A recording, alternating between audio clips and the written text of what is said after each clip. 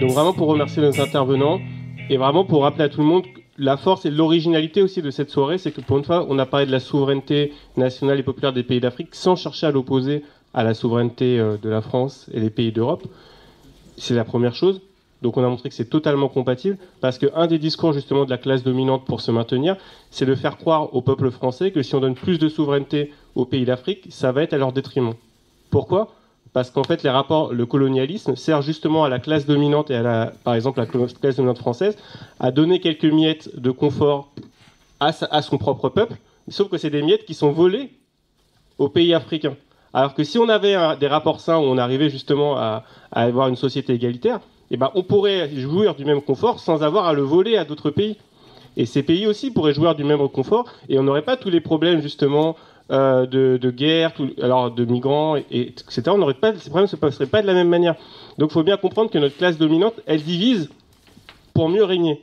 C'est la première chose. Et là, s'il vous plaît, vous pourrez intervenir après. De la parano, 400 ans d'esclavage, tu ne peux pas comprendre ce que ça peut être dans la tête des gens. Vous pourrez intervenir. Mais justement, comme vous parlez de l'esclavage, comme vous parlez de l'esclavage, ce que vous devez comprendre, c'est que la notion, ce qu'on a fait passer dans la tête des gens, que la notion d'être européen, d'être occidental ou d'être blanc, d'une certaine manière, ce serait une sorte de privilège qui ferait une distinction et qui dit... Non, justement, non. C'est la classe dominante qui crée ces clivages, qui les rentre dans la tête des gens pour les diviser. Alors que justement, l'objectif des... Attendez, taisez-vous, l'objectif justement des citoyens souverains, c'est de réussir à crever cet abcès.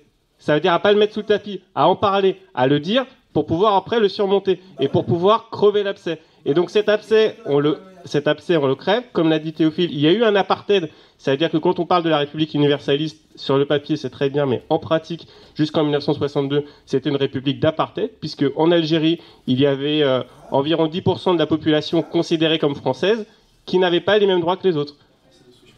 Voilà. Historique, intergénérationnel et dynastique de paranoïa des hommes de pouvoir. Voilà, vous vous inscrivez ou sinon vous sortez. Et pour terminer, la dernière chose qui a été reprécisée tout à l'heure, non, c'est pas acceptable en fait ce que vous faites là. C'est pas acceptable. Allez, maintenant le silence. Donc, autre chose qui est vraiment importante à préciser et à marteler. Quand on parle de l'Union européenne, de la responsabilité de l'Union européenne, l'Europe n'est pas un corps étranger. C'est l'émanation des classes dominantes dans toute l'Europe. Sauf que c'est un moyen pour elles de se préserver. C'est-à-dire que les traités de l'Union européenne et les règles de l'Union européenne, ce sont des sortes d'assurance vie que s'est donnée à la classe dominante. Si un jour un gouvernement alternatif arrivait au pouvoir, il ne pourrait pas appliquer son programme. Évidemment, quand c'est Macron au pouvoir ou quand c'est Merkel, c'est la même chose. Avec ou sans Union européenne, Macron ferait la même politique. Mais si quelqu'un qui pouvait faire autre chose, une autre politique, comme ça peut être essayé à un moment donné en Grèce, comme ça peut être essayé dans d'autres pays, arriver au pouvoir, il ne pourrait pas le faire dans le cas de l'Union européenne.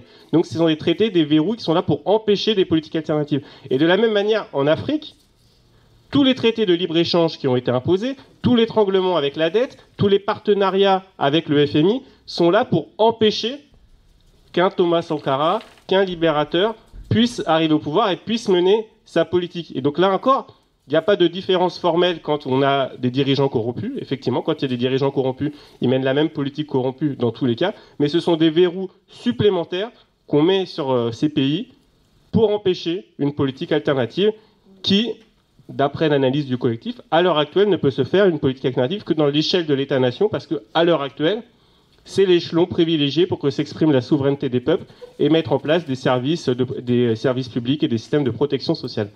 Alors, il y a eu des demandes d'intervention, donc Nicole, derrière. Et voilà. Vas-y. Moi, je voudrais commencer avec une question un peu bête et méchante, mais dans le changement de paradigme tel que tu le formules, Théophile, est-ce qu'il faudrait voir sur la question du protectionnisme, aussi bien en Europe, mais prioritairement en Afrique, parce que, notamment, moi, j'avais interviewé Kakunubuko, pour le Bondi Blog, en l'occurrence, et il m'avait parlé, justement, du manque d'échanges entre pays africains, qui, je crois, c'est moins de 15%, m'avait cité. Et donc, du coup, comment faire en sorte que ce protectionnisme africain puisse être mis à l'œuvre dans le contexte géopolitique assez complexe, avec des questions de corruption et des questions qui peuvent être aussi liées à des troubles qui peuvent tourner à la guerre civile. Étant d'origine congolaise, je suis bien placé pour savoir. Voilà, merci.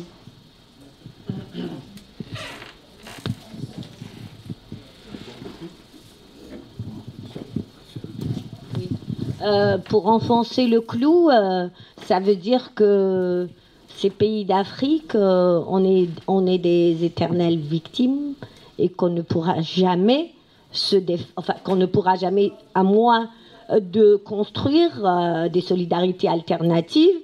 Et qui dit construire des solidarités alternatives, ça veut dire des mouvements de population. On le voit, par exemple, au Maroc, il y a des gens qui se sont insurgés, ils ont 20 ans de prison.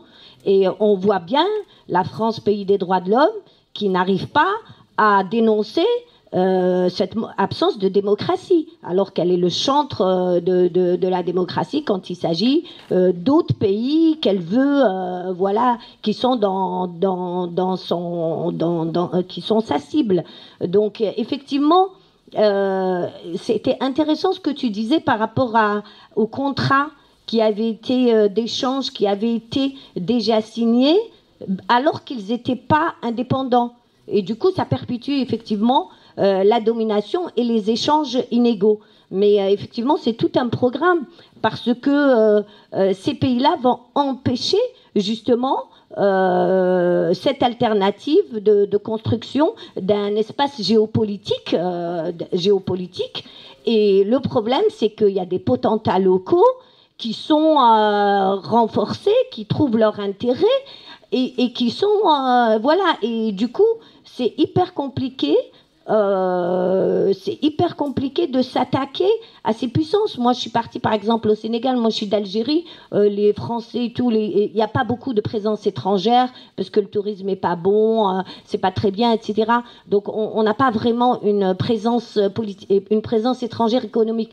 Mais je suis partie au Sénégal, mais partout, il n'y a que des Blancs qui ont des restaurants, qui ont des maisons, qui ont des... Et du coup, effectivement, la domination continue sous une autre forme. Et du coup, effectivement, c'est très, très compliqué quand ces potentats sont dans un système qui est organisé à l'échelle nationale et internationale au niveau de l'Europe. Donc, j'ai envie d'y croire, hein, c'est pas le problème. Mais c'est vrai que ça veut dire que des mouvements locaux très forts de population qui s'insurgent, je sais pas, on n'en est pas là aujourd'hui, même si moi je trouve très intéressant que pour une fois on parle de l'Europe et qu'on parle de ces rapports de domination. Mais effectivement, l'alternative, la construction d'espaces géopolitiques, etc., serait effectivement la solution, mais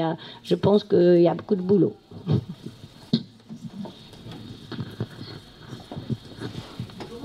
Oui, c'était impressionnant quand Théophile, toi, tu as dit la France est capable de bloquer le système bancaire. Ça veut dire alors il faut qu'il y ait des informaticiens africains, il faut qu'il y ait des écoles, enfin oui, des spécialistes. Donc moi, ce que simplement je veux dire, parce que c'est assez déprimant tout ce qu'on entend. Hein, dans ton intervention aussi, ça m'a replongé en arrière parce que le fait que l'Europe pille les ressources vivrières de l'Afrique depuis René Dumont, j'entends ça. Donc, par exemple, c'est une suggestion un peu naïve, hein, mais que le média se fasse l'écho des luttes en Afrique, pour qu'elles soient grandes ou petites, même une coopérative de femmes qui fait des tissus, qui essaye de vendre, qu'à partir de la microéconomie, on puisse avoir une réflexion, mais il me semble que c'est très très important. Ne serait-ce aussi que pour nous, en France, pour lutter contre les idées néocoloniales qui existent et qui engendrent la xénophobie, etc. Qu'on ait de temps en temps des récits de ce qui se passe, de résistance. Voilà.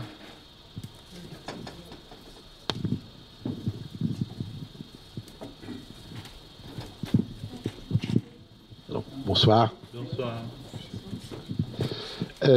Oui, plusieurs éléments. Merci pour vos interventions. Déjà, en effet, nous sommes dans une société de libre-échange.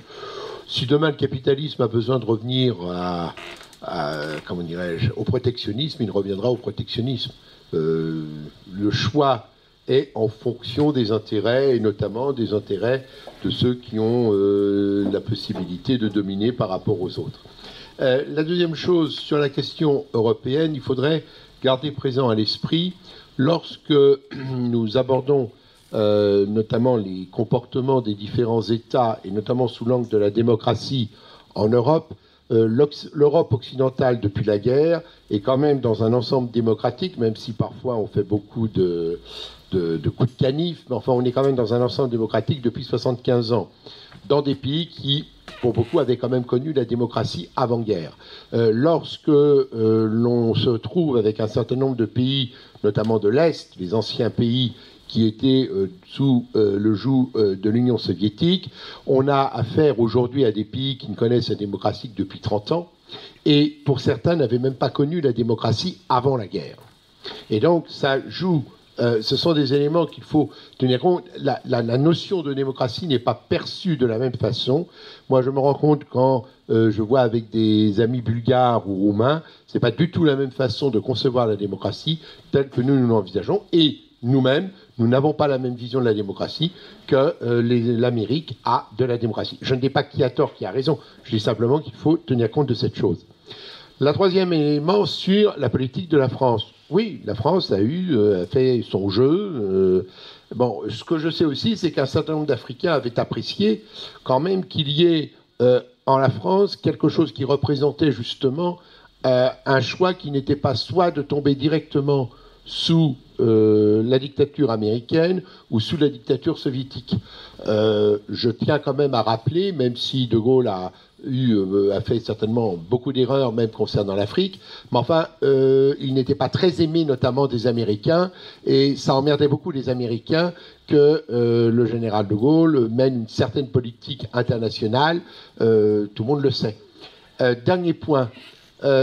Je rejoins bien sûr ce que vous proposez à la fin, et bien entendu, mais si le monde n'était fait que de colombes, ce serait merveilleux. Or, le monde n'est pas fait de colombes, nous ne sommes pas dans des relations de bisounours, nous sommes dans une société où il y a des faucons. Il ne faut pas non plus imaginer qu'il y ait une homogénéité de l'ensemble des Africains. Il y a des luttes de classe à l'intérieur, les coups de matraque qu'ils sont capables d'en donner.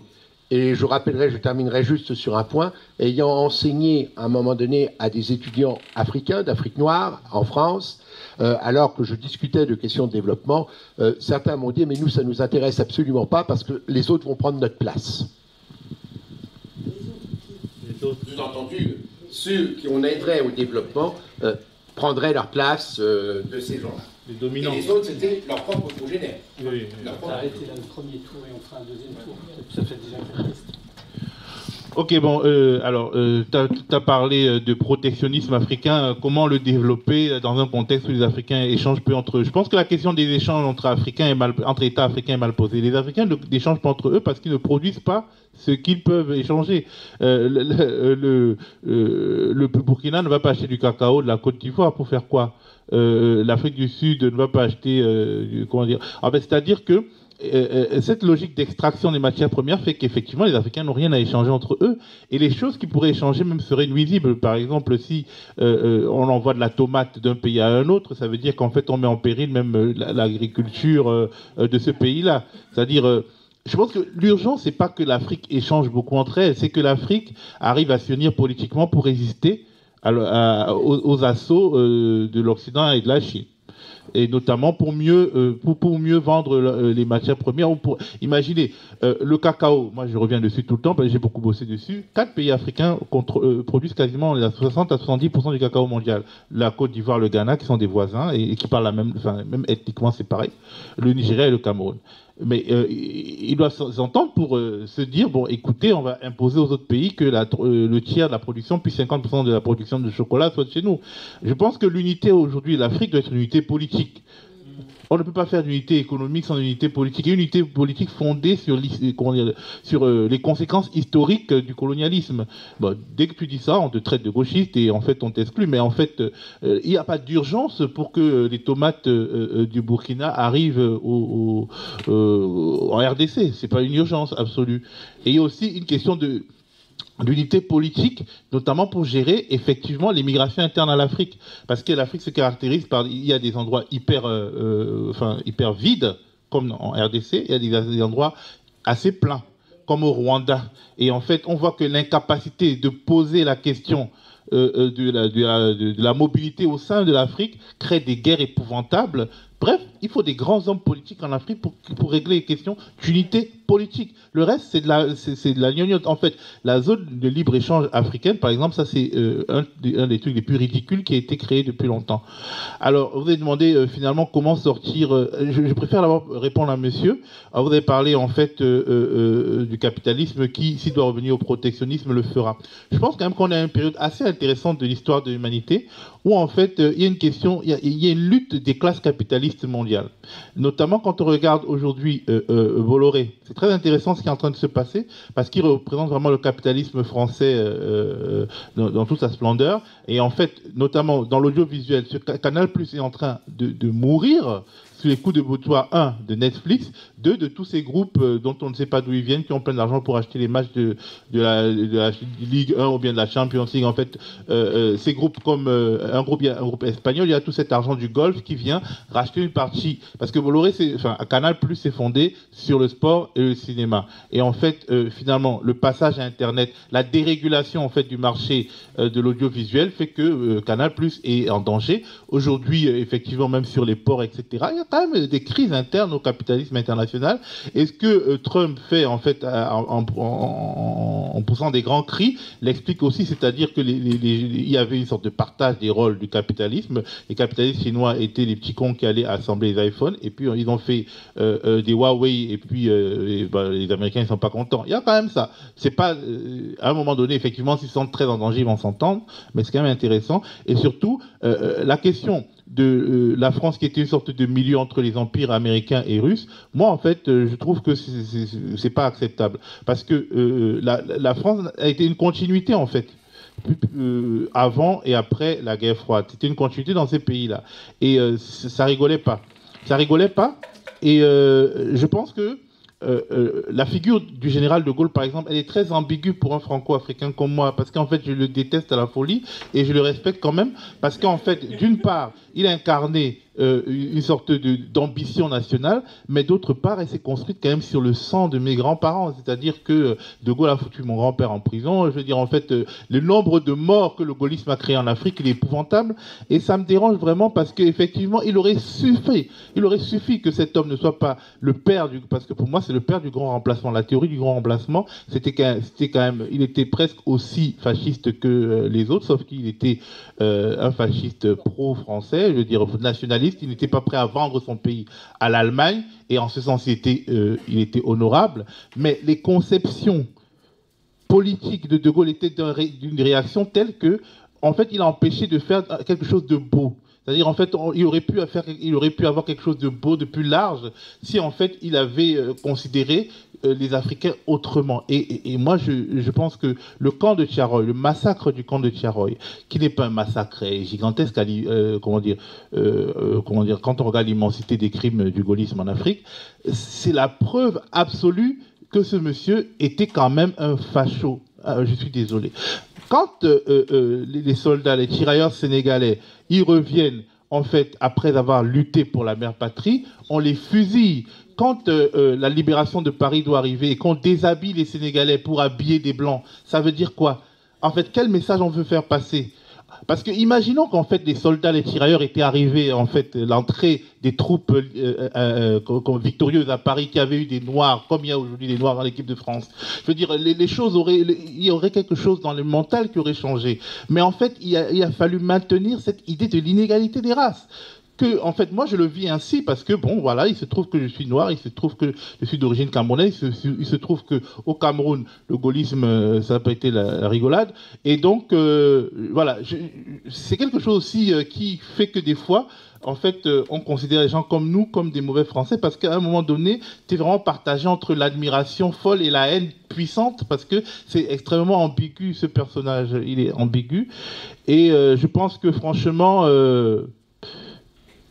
pour un Camerounais, je veux dire, il n'est pas différent de l'impérialisme américain ou de l'impérialisme russe, je sais pas. De toute façon, l'impérialisme américain et l'impérialisme russe ne lui a rien fait directement, mais à l'époque, en fait, parce qu'aujourd'hui il le fait, enfin surtout l'impérialisme américain, mais à l'époque, franchement, si on avait vu mon grand-père quand il sortait de prison avec la tuberculose en 1954 pour lui demander si en fait le gaullisme était une chance dans l'équilibre international, il aurait dit non, il s'en fiche en fait. Voilà. Et alors, le dernier truc, c'était comment en sortir, en fait, de manière assez cynique, vu qu'on est pendant un monde de bisounours. Je pense que la démographie africaine un peu angoissante, là, c'est une bonne opportunité. Ça va foutre le bordel. Ça va foutre le bordel en Afrique. Parce qu'en fait, aujourd'hui, quand vous regardez des villes comme Abidjan, qui avait 300 000 habitants il y a 50 ans, qui a 5 millions aujourd'hui, il y a une sorte de ceinture de pauvreté autour de la petite bourgeoisie comprador africaine dégoûtante qui vit de la misère des autres. Là. À un moment donné, les pauvres, là, ils vont entrer dans les beaux quartiers, ils vont foutre un tel bordel, il y aura une telle criminalité, je suis désolé qu'à un moment donné, il faudra partager. Et c'est pareil, enfin je veux dire, l'assaut sur les beaux quartiers, je ne sais pas si vous connaissez Abidjan, mais Cocody, tu vois, en fait, ne fait qu'être encerclé. Dakar, c'est pareil, ne fait qu'être encerclé. Bah en fait, c'est bien. Et c'est aussi comme ça que l'Union européenne est encerclée. Et à un moment donné, il faudra qu'on se dise, bon, pour que ces sauvages, regardés comme sauvages, effectivement par leurs compatriotes, comme par les gens ici, pour que ces sauvages ne nous tuent pas, il faudra peut-être voir dans quelle mesure on les intègre. Je pense que c'est très cynique, mais c'est d'une perspective finalement rationnelle. Voilà.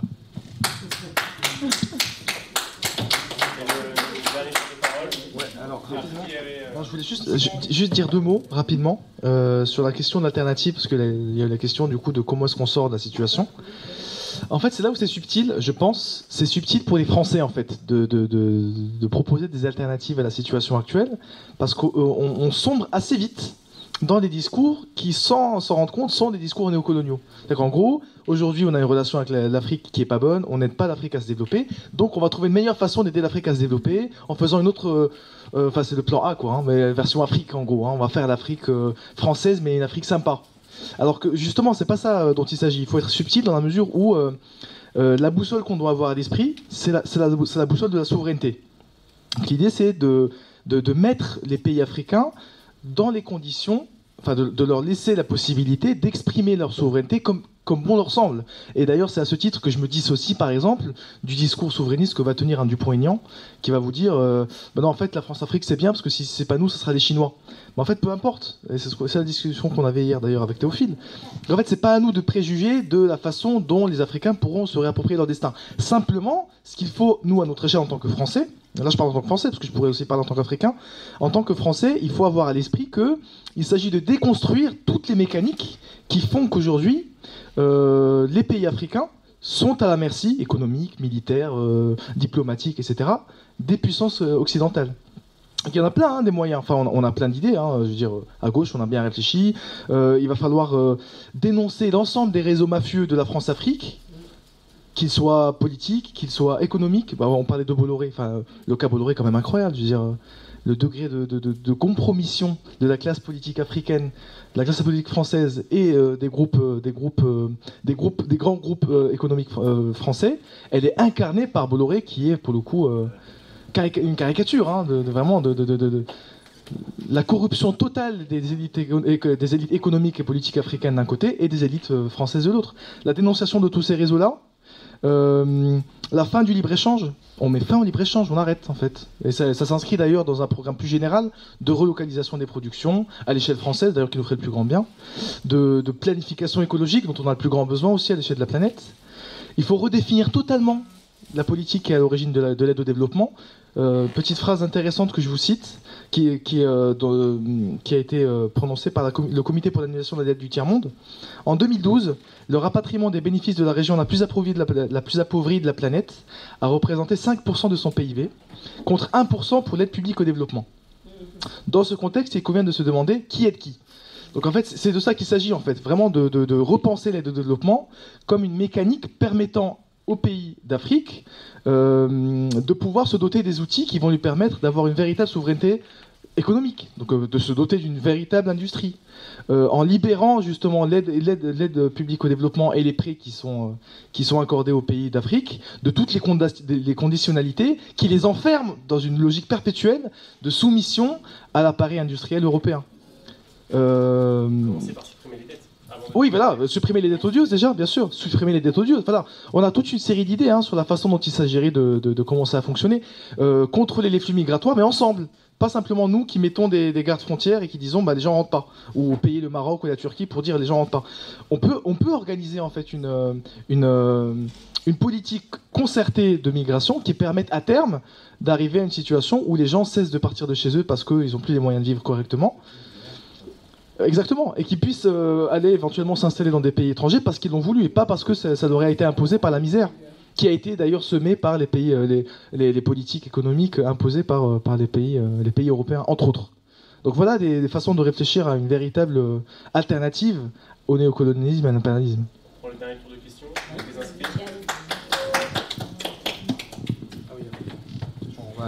J'avais l'impression d'avoir une idée qui n'avait pas encore été exprimée, mais tu l'as commencé presque. Je rajoute juste un mot. Je pense qu'on n'a pas parlé. On a parlé de la souveraineté d'une manière peut-être un peu abstraite.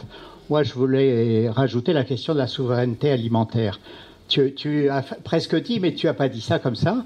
Et je pense quand même on a l'exemple qui est un peu ancien, mais qui est quand même toujours un modèle pour tout le monde. C'est Thomas Sankara, qui a été un artisan, si je ne me trompe pas, quand même, dans son pays. C'était un aspect très important pour lui que les paysans reconquièrent leurs terres et retrouvent un moyen qui leur permette de survivre à partir de leurs terres. Et je pense que justement, puisqu'on cherche à parler de souveraineté en n'opposant pas l'Europe à l'Afrique, c'est un plan sur lequel il y a un lien qui est réel, même si ça ne s'exprime pas de la même manière, parce que l'Europe colonise à travers la dépendance alimentaire.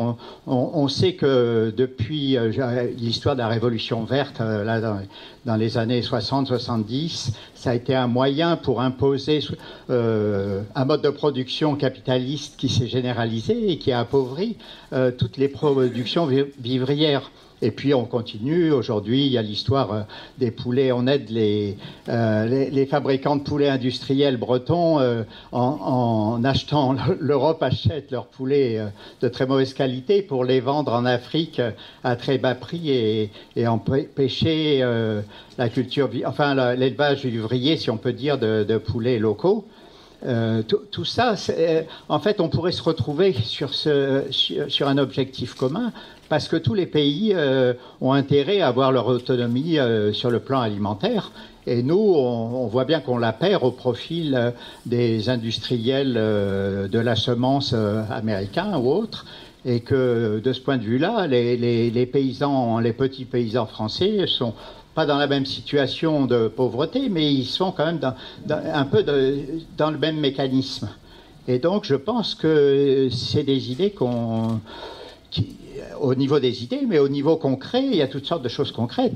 Et je pense en particulier à l'exemple quand même de l'Inde, qui, à travers des mouvements de paysans, comme il n'y a pas eu nulle part, est arrivé à s'affranchir pour une part, du moins, de la domination de Monsanto ou des choses comme ça, garder leurs semences et leurs particularités de semences. Il y a des conservatoires qui sont faits. Bon, il y a des mouvements très importants qui sont en Inde là-dessus. On en parle un petit peu, mais on en parle juste dans une sphère très marginale et pas politique. Je trouve que la sphère politique dont on fait plus ou moins partie devrait s'alimenter, elle aussi, si on peut dire, à cette chose-là qui est très concrète, parce qu'une fois que les populations ont le moyen de survivre localement, déjà, elles auront peut-être plus la possibilité de prendre la parole politiquement.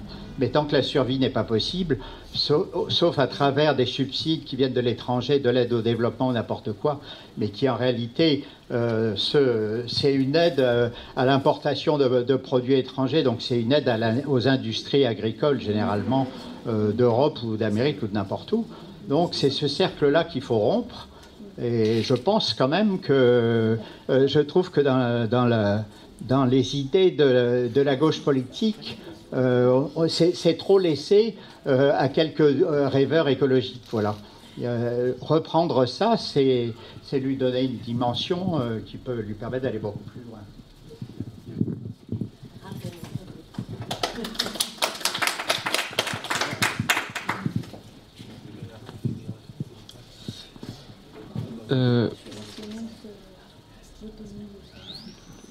Moi j'ai une question à poser. Je crois qu'il y a une militante, je crois qu'il y en a une militante FI parmi vous. J'ai envie de vous poser une question en tant que militant politique marocain. Depuis des années, en fait, la gauche française a plaidé pour la fin de la France-Afrique. Nous avions vu ce qu'a été les années Mitterrand, la relation entre Mitterrand et Sankara, les relations entre Mitterrand et Hassan II et son omerta par rapport au crime que le régime de Hassan II avait commis en 81 ou 84. Les années de Jospin, n'en parlons pas. Nous savons tous que en fait, le gouvernement Jospin avait contribué, mais de façon très très pesante, en fait, de la fabrication de ce leurre qui est l'exception marocaine qu'on nous répète à chaque fois, et des dites réformes politiques au Maroc, alors qu'il suffisait en fait de regarder la constitution de 1996 qui a été écrite notamment par des juristes français, et pour se rendre compte que l'exception marocaine, c'est de la foutaise. Il est en vain en fait de demander par exemple ou de dire. Moi j'avais lu en fait le programme commun en 2017 de Jean-Luc Mélenchon, et je me suis rendu compte en fait que par exemple sur la partie internationale et la relation entre la France et l'Afrique, on nous répétait des aides financières, d'arrêter le libre-échange et de donner des aides financières en fait à ces pays-là. Sauf en fait que pour moi il est en vain de donner en fait des aides financières à des régimes corrompus où nous savons que le peuple n'en bénéficiera pas. Et ce sera dépensé dans les boutiques des Champs-Élysées. Et à mon avis, ce qu'il faut faire, c'est que la France, à mon avis, en fait, vu son poids et son poids de nation puissante, contribuer à aider en fait les soulèvements populaires dans ces pays africains, et aider par ces intellectuels, par ces philosophes à plus traiter en fait cette question en fait de la France-Afrique, et aider ces peuples-là pour se libérer. La question c'est comment vous, en tant que militant de la FI, vous allez nous rassurer qu'une fois au pouvoir, vous ne referez pas les mêmes erreurs d'avant, sachant que le Maroc est le premier partenaire stratégique économique de la France en Afrique. Voilà. Deux questions et après une dernière réponse. Non, moi, en fait, on a répondu grandement à ma question. C'était plus pour rebondir sur ce que disait monsieur avec son portable. Voilà. Non, par rapport à De Gaulle, ça pose non, mais c'est vrai, ça pose un problème de dire que d'avoir cette image-là. Je veux dire, si on parle de souveraineté, on en parle vraiment et sérieusement. Et encore une fois, on ne voit pas que la souveraineté française. On est toujours capable de regarder la souveraineté d'autrui aussi. Et dans les réseaux, mais même finalement, quand vous dites que la France est devenue une nation universaliste en 62. au moment où se mettent en place les réseaux focards, moi je suis pas sûre voilà, qu'on puisse encore parler de nation. Parce que quand on parle de la France-Afrique, on parle de ce qui se crée après, de ce qui fait directement suite à la colonisation. Et cette histoire-là, il ne s'agit pas de s'auto-flageller, il ne s'agit pas juste de regarder, si on parle de dette, prenons un exemple de dette, je veux dire, mais d'une odieuse, la dette imposée à Haïti, par exemple. Enfin, c'est voilà au 19e siècle quelque chose. Et ça, regarder ça, c'est pas se faire violence inutilement. C'est juste justement regarder l'histoire pour ne pas reproduire ça. Voir si à un moment on veut changer les choses, il faut comprendre ce qui s'est passé. Et il faut pas des figures. Moi, je comprends qu'il y ait des figures comme De Gaulle et finalement l'ambiguïté par rapport à un De Gaulle a été très bien exprimée. Enfin, c'était quoi je le déteste à la folie ou voilà, c'était vraiment bien exprimé, mais il faut regarder cette ambiguïté-là. Et voilà, donc c'était juste, je voulais juste réagir là-dessus. Quand on regarde l'histoire, les faits sont têtus, hein, disait. Donc il faut être capable de regarder toutes les facettes des choses, bien sûr. Et toujours avec une certaine honnêteté intellectuelle. Ça, c'est important.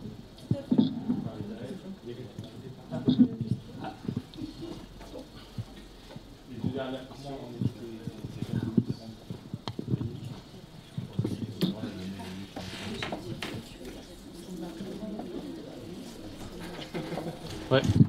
Oula. Moi, j'ai une question naïve sur le franc CFA. Vous avez parlé tout à l'heure de la dévaluation qui a eu lieu en 1994, qui a été voulue par le dominant qui est l'État français à l'époque. Est-ce que le fait de sortir que ces pays africains veuillent sortir aujourd'hui du franc CFA, est-ce que ça n'aurait pas un impact direct sur que ça impacterait directement donc une dévaluation derrière et tout ce que ça entraînerait derrière par rapport au pouvoir d'achat de la population de ces pays africains, et est-ce que ça aurait pas un impact direct aussi sur la dette qui est détenue par la dette publique de ces pays africains qui souhaiteraient éventuellement sortir?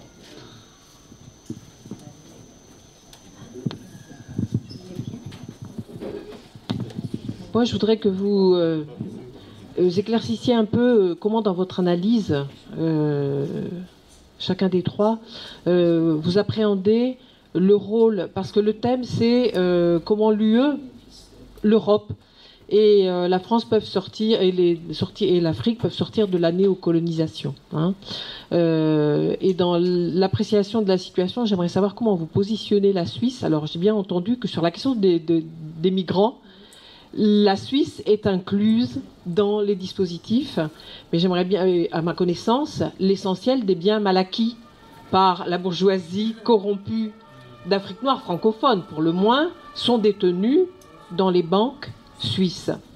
Et y a-t-il un mouvement des populations pour récupérer, au nom de leur souveraineté, le mouvement des populations en Afrique, pour récupérer ces biens mal acquis? Parce que moi, je connais des chefs d'État, hein, je connais des gens qui connaissent Sassou Nguesso, carrément, même pas, Sassou Nguesso au Congo, ancienne République populaire, s'il vous plaît, très lié à la Chine au moment du pacte des pays non alignés, biais par lequel la Chine, finalement impérialiste aussi, est rentrée dans les pays d'Afrique noire francophone, et y compris, je suppose, d'Afrique du Nord aussi.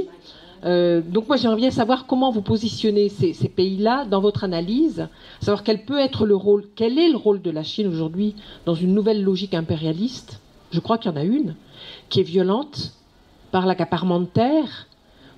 Alors là, pour le coup, on sort complètement de la possibilité de souveraineté alimentaire des populations africaines, puisque, y compris les terres, sont appropriées pour produire des cultures vivrières pour les populations chinoises. Je ne connais pas bien le sujet, mais il y a ces phénomènes de remplacement d'impérialisme qui seraient aussi d'une certaine violence. Et comment, dans votre analyse, vous incluez ces dangers? D'une part, par rapport à la Suisse, la réappropriation des biens mal acquis, et par rapport à la Chine, le rôle impérialiste, à mon avis, qu'elle joue aujourd'hui sur tous les flux commerçants, hein. Comment vous intégrez ça dans votre analyse?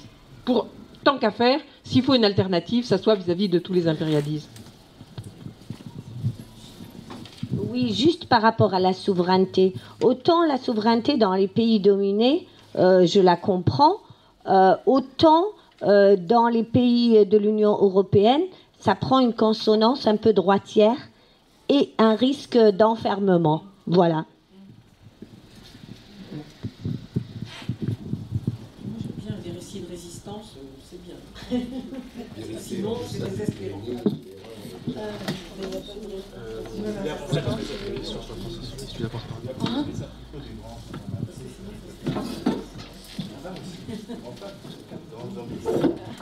Avec un grand tâche. Du coup, je vais rebondir sur la question des terres, en fait, parce que je trouve qu'on a parlé de libre-échange tout à l'heure, et à mon sens, si on veut être un peu puriste, le libre-échange, ça n'existe pas, dans un sens où il existe que pour les dominants et que quand ils le souhaitent. Je ne sais pas si vous voyez au niveau même de l'Union européenne, le chantre du libre-échange a quand même une politique agricole commune qui est justement une politique complètement impérialiste et notamment vis-à-vis des pays d'Afrique. Du coup, quand on parle de protectionnisme, de mise en place d'un certain protectionnisme, il faut faire attention parce qu'à mon sens, la PAC, c'est une forme de protectionnisme. La PAC, en fait, ça permet aux pays de l'Union européenne, quand ils produisent X ou Y quantité de je sais pas, fruits et légumes ou je ne sais quoi, et même s'ils sont moins compétitifs en termes de prix que les pays d'entrée qui vont exporter chez nous, de taxer tellement à l'entrée que de toute façon on sera plus compétitif à l'intérieur de l'Union européenne. Donc ça permet, voilà, donc ça n'a aucun sens en termes de libre-échange. Hein. Enfin, voilà. Par contre, ça pourrait avoir un sens si on relocalisait l'agriculture et qu'on produisait dans des conditions saines, à la fois socialement et écologiquement. Du coup, ce qui serait intéressant de mettre en place via cette espèce de protectionnisme solidaire, ce serait éventuellement... peut-être, je ne sais pas, des coopérations scientifiques. Et là, vous parliez de semences, mais en fait, je pense que c'est assez lié parce que, outre les politiques vraiment agressives, style la PAC, il y a eu aussi les politiques agressives des firmes transnationales, style Monsanto, on en a parlé, et qui ont complètement appauvri, voire rendu infertiles différentes terres. Et là, en l'occurrence, je pense que des coopérations pour réfléchir à comment on se réapproprie la terre qui a été complètement infertilisée, quel que soit l'endroit dans le monde, en plus, ça pourrait être intéressant. Enfin, voilà. Sur ce qui est la question, juste je vais revenir vite fait sur la question de l'avenir en commun et du programme de la France Insoumise.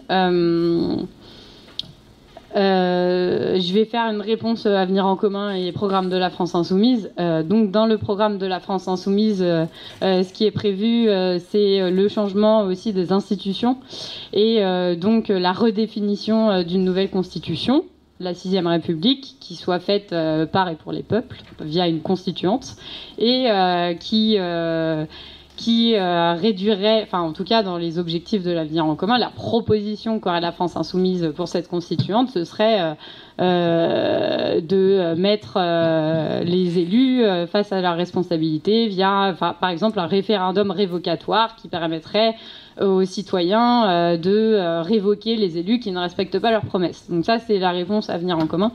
Et donc la réponse plus basique, c'est que, bien entendu, on ne peut pas promettre en fait qu'un dirigeant X ou Y va réaliser son programme ou en tout cas respecter. Et là, en plus, ce que vous disiez, c'est que ça vous paraissait déjà pas clair à la base, en fait. Enfin, moi j'entends ça et c'est justement pour ça que aussi, il faut, pendant les années à venir, là, construire aussi quelque chose d'un peu plus sain à ce niveau-là. Par exemple, moi, je voyais dans la partie limiter les causes des migrations, ça a fait bondir un certain nombre de personnes, parce que justement, ça fait écho à ce que je disais tout à l'heure, ces espèces de programmes de 2015 qui sont totalement absurdes et qui visent à limiter les causes des migrations. Enfin, voilà. Et donc, du coup, vous abordiez l'idée éventuellement d'un rôle de la France qui pourrait contribuer à des soulèvements. Moi, à mon sens, ce serait plutôt un rôle de non-action, c'est-à-dire qu'elle arrêterait de contrer les soulèvements des autres. Déjà, je pense que ça serait une vraie action, parce que, en fait, c'est ça qu'elle fait. Voilà.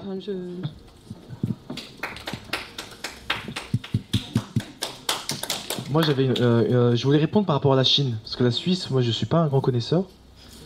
Tu sais, on a. Alors, je sais qu'il y a beaucoup d'actifs marocains aussi, détenus par le palais, qui sont en Suisse. Ça n'a pas suscité encore les appétits populaires marocains. Ils sont pas encore au courant, sans doute. J'espère que ça va être un jour. Oui, et les militants, oui, nous on est au courant, mais la population, pas forcément. Du coup, je vais plutôt parler de la Chine, parce que ça me paraît important. La Chine sert beaucoup d'alibi aux impérialistes occidentaux. Et je voulais juste dire un truc, c'est que le discours officiel américain, aujourd'hui, c'est que la Chine est engagée dans une démarche impérialiste vis-à-vis de l'Afrique, et qu'au consensus de Washington est en train de succéder à un consensus de Pékin. Ça, c'est le discours officiel américain, qui a été promu par Hillary Clinton, qui a été promu aussi par la bourgeoisie comprador, dont tu parlais tout à l'heure en Afrique. Il y a un monsieur qui s'appelle Malam Sanusi, Lamido Sanusi, je ne sais pas si tu vois qui c'est. C'est l'ancien directeur de la Banque centrale du Nigeria. Il dit que la Chine nous prend des matières premières et nous fournit des biens manufacturés. C'était aussi l'essence du colonialisme. L'Afrique s'est volontiers ouverte maintenant à une nouvelle forme d'impérialisme. Ça, c'est son discours. Qu'on ne retrouve pas dans les faits. Je te laisserai peut-être parler de l'implication chinoise dans la construction du réseau ferroviaire africain. Simplement, il faut bien voir que du coup, le discours sur le fait que la Chine est engagée dans un processus impérialiste est en réalité utilisé par la France également. Quand vous lisez le rapport Védrine de 2013, qui affirme qu'il faudrait que la France regagne en influence sur l'Afrique, il s'émeut justement du fait qu'aujourd'hui, le libre-échange est permis à des pays comme la Chine, qui n'était pas prévu dans le scénario occidental, et commençait à avoir une influence sur ces pays-là. Alors moi, je ne crois pas du tout que la Chine, ça va peut-être choquer des gens, je ne crois pas du tout que la Chine soit engagée dans une démarche impérialiste assumée dans ces pays. Pour une raison extrêmement simple, c'est qu'en fait, on ne voit pas un corpus doctrinaire, un corpus idéologique qui soit au fondement de la démarche des différents groupes chinois qui vont s'implanter en Chine, en Afrique. C'est-à-dire que concrètement, là où avant il y avait un corpus doctrinaire occidental qui se matérialisait par le consensus de Bruxelles, le consensus de Washington, les différents accords de partenariat économique, d'instrumentalisation d'outils comme la démocratie, comme les droits de l'homme, au nom de la perpétuation de la domination européenne et occidentale sur l'Afrique. Là, on voit simplement une puissance régionale qui a émergé, qui est devenue une puissance mondiale, même aujourd'hui la première puissance mondiale, et qui est à la recherche de débouchés, mais jamais dans une optique de soustraire au peuple africain leur souveraineté. En tout cas, c'est pas la perception que j'en ai moi en tant que Marocain, ou en tant qu'Africain de manière générale. Alors, ils sont pas... Alors attendez, je suis pas en train de dire qu'ils sont gentils, c'est pas ce que je dis. Je dis simplement qu'ils sont engagés dans une démarche capitaliste fondamentalement très pragmatique. Le jour où les pays d'Afrique concernant la Chine déplairont à la Chine, les Chinois ne feront pas de cadeaux, comme ils ne font aucun cadeau où ils s'installent et où, en général, quand un pays colonise, parce que la colonisation, elle existe depuis des siècles et pas seulement l'Europe a colonisé. À partir du moment où vous avez un pays dominant, quand à un moment donné ses pions commencent à être gênés, il utilise la force. Et la Chine utilisera la force. Elle est en train de ruiner des pays d'Afrique, elle s'installe parce que justement elle a compris qu'il y a des opportunités. Alors je tempère ça, je laisserai peut-être Théophile parler un petit par exemple de l'exemple du réseau ferroviaire africain, qui a connu un développement quand même inédit. C'est intéressant, depuis que les Chinois sont arrivés. Première chose. Deuxième chose, par rapport à l'hégémonie militaire, moi j'attends le jour où les Chinois vont ouvrir une base militaire en Afrique. Il y a 800 bases militaires américaines éparpillées un peu partout sur la planète, 200 000 GI, etc. C'est pas encore le cas des... Je sais pas si on a déjà vu les Chinois... Je sais pas si on a déjà vu les Chinois renverser des régimes au nom de la démocratie, vous voyez. Pour l'instant, j'en ai pas vu. C'est-à-dire qu'il n'y a pas... C'est un autre sujet. Le Tibet, c'est encore un autre sujet. Mais ils sont pas allés en Irak ou en Afghanistan en disant on va apporter la démocratie et en fait on va apporter nos multinationales pétrolières. Voilà, je suis d'accord. Mais il n'y a pas besoin d'un corpus doctrinaire excusez-moi, pour dominer quoi qu'il en soit. Et que ce soit chinois ou n'importe quoi. Moi, je pense que la domination n'est pas de la même nature. Je vais laisser Théophile compléter, mais je pense qu'elle n'est pas fondamentalement de la même nature et que dénoncer l'une et l'autre, renvoyer l'une et l'autre dos à dos n'est pas forcément une bonne conclusion. Mais je laisserai peut-être Théophile compléter. Enfin, vous ne nous soupçonnez pas d'avoir été porte-parole. Ah non, bien sûr que non. Non. Alors, pour parler du franc CFA, du risque d'une nouvelle dévaluation, si finalement il y avait une rupture du lien entre Paris et les anciennes colonies, l'idée justement en fait c'est d'arrêter de faire du 0 et du 1. Et en fait, dès lors qu'on se dit pas nous Français qu'on va saboter en fait la désarticulation entre le franc CFA et la France, on cesse d'être dans la peur. En fait, il y a plein de questions qui se posent sur le franc CFA. Est-ce qu'il faut qu'il y ait un franc CFA? Est-ce qu'il faut que le Burkina Faso agricole ait la même monnaie que le Congo-Brazzaville pétrolier? C'est pas sûr. Parce qu'en fait, ils font pas face aux mêmes contraintes.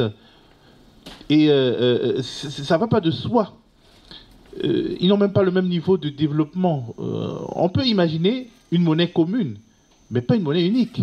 On peut imaginer qu'il y ait une monnaie commune des pays qui partagent un certain nombre, comme une sorte de bouquet de matières premières, vu qu'on en est là, un bouquet assez équilibré de matières premières qui leur assure, parce qu'en fait on sait aujourd'hui que quand telle matière première monte, l'autre descend. On peut faire une monnaie commune qui permet en fait d'échanger avec l'extérieur avec une certaine stabilité, parce que justement on est dans des pays complémentaires, mais cette monnaie commune c'est pour les relations avec l'extérieur, tandis que chaque pays a sa monnaie. On peut imaginer aujourd'hui les Africains avec une monnaie électronique, c'est-à-dire aujourd'hui avec la blockchain, etc. On peut imaginer des monnaies d'un type nouveau, beaucoup plus souple, qui permet aux gens d'échanger selon les contraintes qu'ils ont. Je suis désolé, quand tu vas au Gabon, un pays de consommateurs fonctionnaires qui ont le pétrole, c'est pas du tout les mêmes enjeux que le Burkina ou le Niger, ou même le Cameroun qui est à côté, qui est un pays plutôt agricole avec un peu de pétrole. Donc même cette question, il faut ouvrir ça. Il faut, parce qu'aujourd'hui maintenant on dit que non, il faut plus le CFA, il faut une monnaie panafricaine. Mais ça veut dire quoi? L'Afrique du Sud, qui est un pays industrialisé, qui aurait la même monnaie que le Niger? En fait, je pense qu'il faut vraiment ouvrir le capot et donner des possibilités partout. Je pense que les pays africains peuvent avoir des monnaies nationales et une monnaie commune. Il peut y avoir des titres d'échange régionaux. On peut même créer un système où en fait, par exemple, l'État burkinabé paye une partie du salaire du fonctionnaire dans une monnaie qui ne pourrait être utilisée que pour payer des biens produits localement. On peut imaginer plein de choses. Mais en fait, il faut retourner aux défis, aux projets politiques. Et c'est pour ça que je dis que l'Afrique a besoin de grands hommes et de grandes femmes politiques, parce qu'elle est vide de projets politiques. La zone de libre-échange n'est pas un projet politique, c'est un projet emprunté. Donc, et même a priori, même si, imaginons que il y a le franc CFA est délié à la France et qu'il y a une dévaluation. Et alors, il faut rendre à l'Afrique l'histoire. C'est-à-dire que si tu fais des conneries, ben, tu en payes le prix. En fait, dans la zone BCAO, l'Afrique de l'Ouest, il y a eu en Côte d'Ivoire pendant 11 ans une guerre qui était alimentée depuis le Burkina Faso voisin. Qui en dépend? Pourquoi? Parce qu'ils veulent le CFA. Parce qu'en fait, les dirigeants africains, ils font ce qu'ils veulent. Ils sont complètement irresponsables. Ils achètent des Mercedes, des iPhones, parce qu'ils savent qu'il n'y a aucun risque de change. Mais il faut le risque de change. Il faut que quand vous vous comportez mal, qu'il y ait des conséquences et que votre peuple vous renverse. Il faut sortir de ça, parce que c'est une sorte de garantie d'irresponsabilité. Ils sont particulièrement irresponsables. Les dirigeants d'Afrique francophone, je le dis, sont plus irresponsables que les dirigeants de l'Ouganda, par exemple.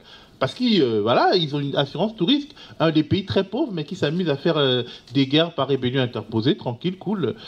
Imagine qu'avec le Mali avec sa propre monnaie, eh ben, ils y réfléchiraient à deux fois avant de ne pas adresser clairement le problème du Nord, parce qu'en fait, ça coûte très cher. Il faut la souveraineté, justement, c'est une question anthropologique. Est-ce qu'on est une moitié ou un trois quarts d'être humain? Si tu es un être humain, tu subis les conséquences de tes actes. Alors, pour ce qui est de la souveraineté, l'articulation de la souveraineté nord et sud, je pense que la Confédération paysanne est une organisation qui a une sorte de lucidité politique plus forte que les partis politiques sur la question de la souveraineté alimentaire. Et la Confédération paysanne a beaucoup de rapports déjà avec des paysans en Afrique. Elle a posé la question du poulet congelé avant les autres, etc., venus d'Europe. Je pense que justement, vu que ce sont des gens qui sont en prise avec le réel, ils ont la capacité de le comprendre mieux peut-être que des hommes politiques. Et pour la question de la Chine et de la Suisse, vous parlez de la Suisse. Bon, les Suisses, c'est évident qu'ils ne vont pas laisser l'or qu'ils ont volé, hein, ça c'est sûr. Maintenant, quel est le rapport de force que l'Afrique peut construire pour obliger la Suisse à donner au moins une partie? Ça, c'est justement encore une question politique. C'est une question politique. Et comment régler la question politique? Il faut qu'il y ait des mouvements politiques d'un type nouveau en Afrique. Des mouvements politiques populaires qui réussissent en fait à se fédérer aussi dans une perspective internationaliste avec des mouvements ailleurs. Parce que je constate quand même que aujourd'hui, par exemple, la gauche française a toujours adoré l'Amérique latine, a toujours eu des relations là-bas, des alliances avec des mouvements populaires là-bas, mais très peu en Afrique. Peut-être qu'effectivement, l'offre politique africaine est tellement faible que même si tu cherches des alliés, tu ne les trouves pas. Mais il y a aussi une volonté, il faut aussi trouver un moyen de parler, même en dehors des mouvements politiques. Par exemple, les mouvements paysans peuvent se substituer aux mouvements politiques et créer des convergences qui permettent d'aller un peu plus loin. Mais en tout cas, la Suisse ne laissera pas son or l'or qu'elle a volé, sans qu'il y ait un vrai rapport de force. Et il n'y a pas que la Suisse en plus, parce que même les paradis fiscaux, ça se complexifie. Il y a Luxembourg, il y a Liechtenstein, il y a Malte, et en Afrique, il y a Maurice. L'île Maurice est un paradis fiscal. Aujourd'hui, l'île Maurice est un des premiers investisseurs dans plein de pays africains. En fait, ce sont les capitaux volés en Afrique qui vont en île Maurice pour revenir comme investissement étranger. Il y a les Bahamas, ça devient de plus en plus compliqué. Et alors, pour ce qui est de la Chine, alors, il faut considérer la Chine de manière factuelle. Effectivement, la Chine est une puissance économique. La Chine n'est pas encore une puissance impérialiste. Elle n'en a pas les attributs aujourd'hui. Je pense que la Chine est une puissance mercantiliste. En fait, c'est par le mercantilisme que les Chinois veulent dominer le monde. Parce que finalement, pendant que les Américains vont envahir l'Irak et que les Français s'amusent dans leur bac à sable africain, les Chinois, en fait, ils créent des produits que les Africains ont les moyens d'acheter. Des produits neufs que les Africains ont les moyens d'acheter, ce qui ne va pas sans poser des problèmes écologiques. Mais je pense que c'est vraiment une puissance mercantiliste. Et en fait, l'approche chinoise est très mercantiliste. Et alors, c'est aussi un capitalisme d'État, un peu comme l'ancien capitalisme français. C'est-à-dire que grâce à ce capitalisme d'État, l'État chinois vend des chemins de fer à l'Éthiopie. C'est des trains qui vont pas comme les trains de Bolloré à 50 km à l'heure ou à 40 km à l'heure, mais à 200 km à l'heure, au Nigeria, à l'Éthiopie, etc. L'hydroélectricité, quand on regarde les capacités hydroélectriques créées par la Chine en Afrique, elles sont quand même assez importantes. Et ce ne sont pas les sociétés privées chinoises qui vont exploiter ces barrages hydroélectriques. La Chine finance les États africains pour que ces entreprises construisent des barrages hydroélectriques qui sont disons, le patrimoine des États. Maintenant, effectivement, il y a la dette. Parce qu'en fait, il faut que les Africains payent ça pendant un certain nombre d'années. Et il y a la technologie. Parce qu'en fait, une bonne manière de garantir qu'on va toujours vendre des trucs à quelqu'un, c'est de lui donner un gros truc. Parce qu'en fait, ce gros barrage, il y aura de la maintenance, des choses comme ça, qu'on aura toujours des relations commerciales. En fait, la Chine crée des dépendances mutuelles, même avec les États-Unis, la manière de posséder des bons du Trésor américain, etc.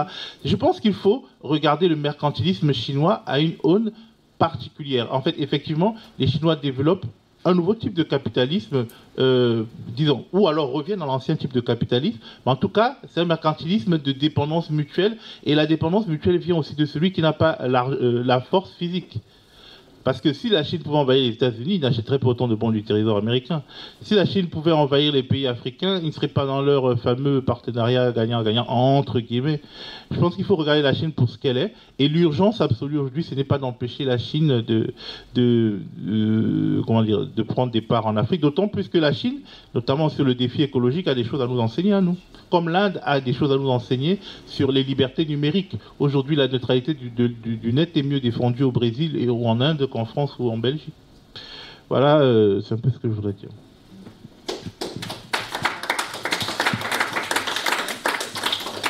Juste sur la souveraineté droitière, c'est un sujet important. Parce que je pense que... en fait, il y a plusieurs conceptions de la souveraineté. La souveraineté droitière, ça c'est peut-être un discours qu'on entend peu, mais en fait, souvent les gens ont tendance à dire que la souveraineté, elle est le prérequis pour qu'on puisse ensuite avoir des politiques de droite ou de gauche. Donc en fait, ça serait une espèce de concept qui serait non partidaire. Moi, je ne pense pas. Je pense qu'il y a vraiment deux conceptions différentes de la souveraineté. Il y a une souveraineté de droite, qu'on retrouve dans le discours d'un Dupont-Aignan, par exemple, ou d'une Marine Le Pen, qui est un discours qui consiste à dire ce qu'il faut, c'est... Enfin, Marine Le Pen, de moins en moins, remarque, vu qu'elle a abandonné son combat, ce pseudo-combat contre l'Union européenne. C'est le discours qui consiste à dire que on va rendre la nation à ses élites nationales. C'est-à-dire qu'on va reconstituer le capitalisme français avec une élite bourgeoise française qui va exploiter des ouvriers bien français. Vous voyez, on va sortir de la mondialisation, etc. Mais toujours dans une logique de confier les rênes du pays à une élite éclairée. Alors dans les tendances fascisantes, on aura même tendance à se soumettre à un chef à qui on laissera tout faire, etc. etc. Et il y a une conception de la souveraineté qui est de gauche, qui consiste à dire qu'en tout et pour tout, ce sera le peuple, en tant que multitude, en tant qu'acteur politique, qui définira les grands axes d'une politique menée à l'échelle d'un pays. C'est cette conception-là que nous on défend. C'est d'être toujours le plus grand nombre possible à réfléchir le plus possible à ce qu'on a envie de faire de ce pays. Donc moi, j'estime que c'est quand même fondamental qu'on se dote à nouveau de ce droit de dire, on a envie que notre politique monétaire ce soit ça, que notre politique étrangère ce soit ça, que nos déficits ils soient de tel ou tel niveau en fonction de la réalité économique, que notre sécurité sociale elle va devenir intégrale et qu'on va indemniser n'importe quel travailleur entre deux emplois, etc., etc. Et ça, je constate que c'est rigoureusement impossible dans le contexte européen. Donc c'est ça en fait la démarche intellectuelle de quelqu'un qui est à gauche et qui est souverainiste. Moi, je pense que c'est pas incompatible, voire que c'est plutôt des synonymes. Et du coup, ouais, on vous propose d'aller prendre un verre après. Du coup, pour compléter ce que dit Yazid, et du coup, c'est pour réagir aussi à ce que vous disiez tout à l'heure que, en fait, c'est bien les dirigeants des États membres qui décident de la politique de l'Union européenne. Et donc, en fait, en gros, le contre-argument à ce que tu viens de dire, ce serait, de toute façon, nous, on décide de nos dirigeants nationaux, et ensuite, il y a délégation de souveraineté, en gros. Il y aurait ça. Bon, alors, on a l'argument ressassé que vous avez sans doute déjà entendu 1000 fois du référendum sur le traité d'établissement et constitution pour l'Union européenne de 2005, qui a été donc refusé parce que nous, en France, on est encore un État souverain en ce sens, c'est qu'on a une hiérarchie des normes et que quand on modifie notre constitution, il faut que le peuple, ou en tout cas ses représentants, approuvent la modification. Et du coup, en fait, là, on a voté non. Donc le truc a été revoté après, remodelé sans l'accord des peuples. Et ce qu'il faut savoir, ce qui est très intéressant, c'est que là, on nous a dénié tout notre droit à décider de l'avenir collectif de notre pays et même de l'avenir de l'Union européenne, si on entend que notre souveraineté, on a été d'accord pour la confier en tout cas en certaines compétences à l'Union. Par exemple, sur les accords de libre-échange dont on parle tout le temps, qui vont s'imposer quand même jusqu'à notre alimentation, jusqu'à les normes sur la santé, c'est en termes de normes maintenant les accords de libre-échange. Exemple CETA entre le Canada et l'Union européenne. Cet accord, il a été négocié par qui ? Il a été négocié par la Commission européenne uniquement. Les parlementaires européens avaient le droit, après avoir crié pendant des années, parce que c'était vraiment un peu l'objet du truc, ont eu droit d'aller voir l'objet des négociations qui a été fait dans une salle séparée, sans avoir le droit de prendre des photos des négociations, sans avoir le droit de prendre des notes pour ensuite en référer à leurs électeurs. Eh bien, ça a été permis par le traité de Lisbonne, qui n'a pas été approuvé par les citoyens français. Parce que le traité de Lisbonne a permis à l'Union européenne d'avoir la personnalité juridique, et en ayant la personnalité juridique, on peut négocier des traités de membre à membre, comme si c'était un pays. Et là, moi, je suis pas d'accord pour que on limite, voilà, mes droits à m'alimenter localement, juste parce qu'il y a un traité qui va imposer l'inverse. Et ça, en l'occurrence, là, on nous a enlevé tous nos moyens de décider de notre vie. Enfin, c'est en ça que, justement, l'argument de la souveraineté, c'est-à-dire avoir tous les moyens de posséder, en tout cas, son avenir personnel et collectif, là, nous a été complètement bafoué. Et c'est pour ça qu'à mon sens, il faut revenir là-dessus. Et on va boire un verre.